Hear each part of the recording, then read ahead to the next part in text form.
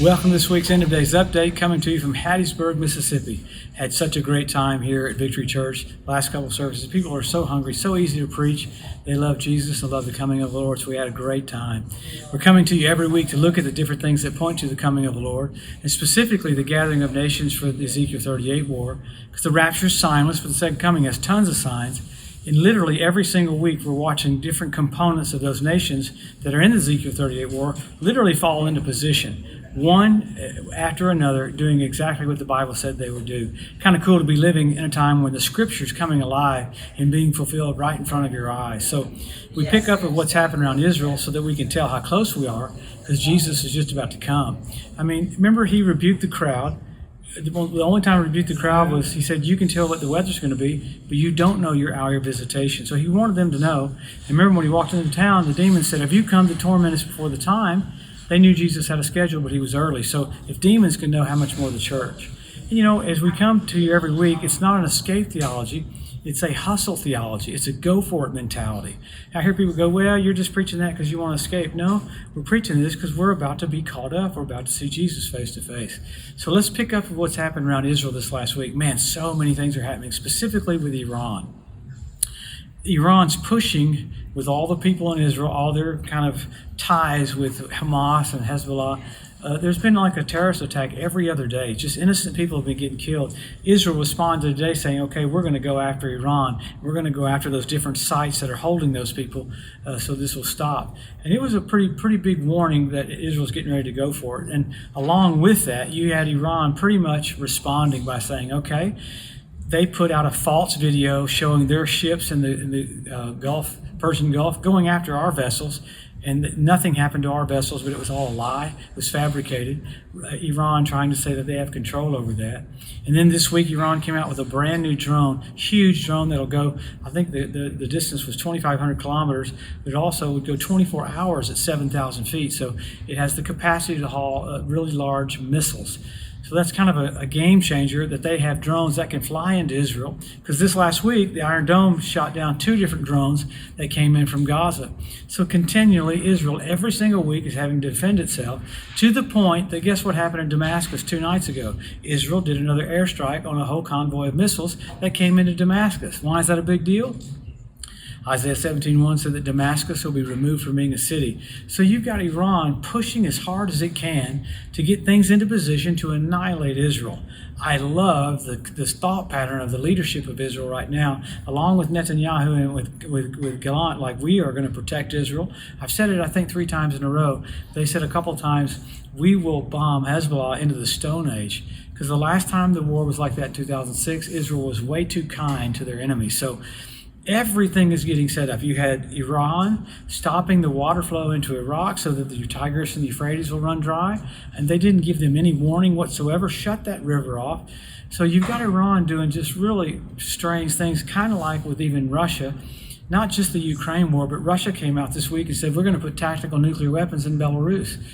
Along with that, look at the targets that they're hitting in the Ukraine. So the old leader of Russia that was before Putin, Medvedev, which ended up being the defense minister, he said our next move is in Georgia. So you've got Russia already planning not just Ukraine, not just Crimea, but another nation that they're going to go for. Why is that a big deal? Because eventually they're going to go toward Israel, and that's the Ezekiel 38 war. So you have all these things happening with nature. You had horrible fires there in Maui. You had California having a tropical storm with an earthquake happening simultaneously. That's kind of bizarre. But then you have the meteor showers, and you got the asteroids, you got nature kind of freaking out, and you got all these other nations doing separate things that literally tell us Jesus is just about to come. I like that China this last week talked about how they were going to go into Taiwan, and today a report came out looking at the economy of China that literally China's in trouble. So all these are little foretastes of getting things into position set up for the Antichrist to come on the scene and say, I have a perfect solution for nations that are going into debt, nations that their money's not worth anything anymore. It's so crazy that my wife this last week registered at the place to pay for her food with her handprint. I told her she has the mark of the beast now, but that's not really what's happening. But everything is set up for what the Bible said we'd see just after we leave. I mean, you have Turkey doing things that are completely out of the box to try to control people. You've got the digital currency that looks like it can come on the scene within a minute and a half. So we're there. I've heard people say, how can you tell we're there? Well, you have everything blatant right in front of us showing us how close we are. So how do we respond? We help our local church, help our local pastor. We're all in. You had this last week, you had a little girl in Israel that had autism completely come up with a plan for the third temple worship. She basically printed a book or a workbook on the temple worship. So they already have all their instructions right in front of them. So they're getting ready to do that because we're getting ready to leave. Amazing. So we always go back to the Word, though. Why would we hear these things? I had one guy say, Joe, if you preach on the coming of the Lord, you just get everybody's hopes up. That's exactly right. It's the hope that purifies you even as you're pure. But we always go back to the Word. What's the Word say? Number one, Israel made a nation. Number two, Jerusalem won back. After that, you've got the Hebrew language restored. Then you got the Ethiopian Jews brought back. You got the fertility of the land of Israel. You got the revival of the Roman Empire.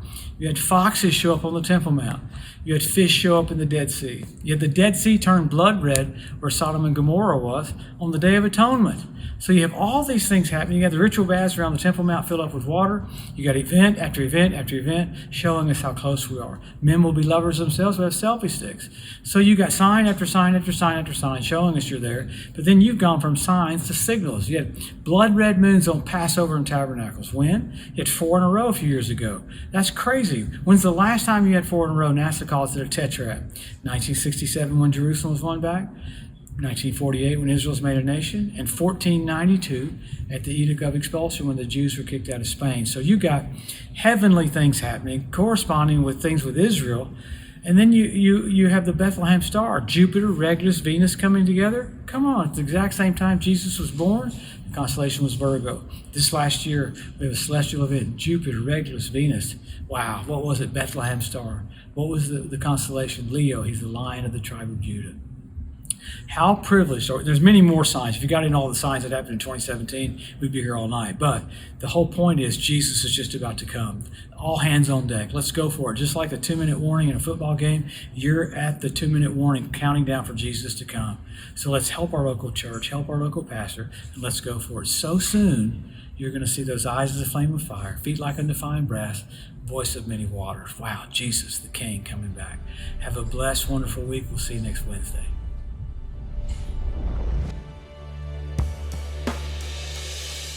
Thanks for joining us today at the End of Days Update. If you'd like to be notified every time there's a new post, just go to the edu at josephmorris.com and subscribe to receive email alerts.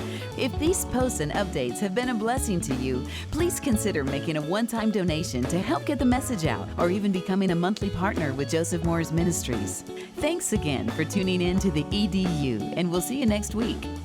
One love to overshadow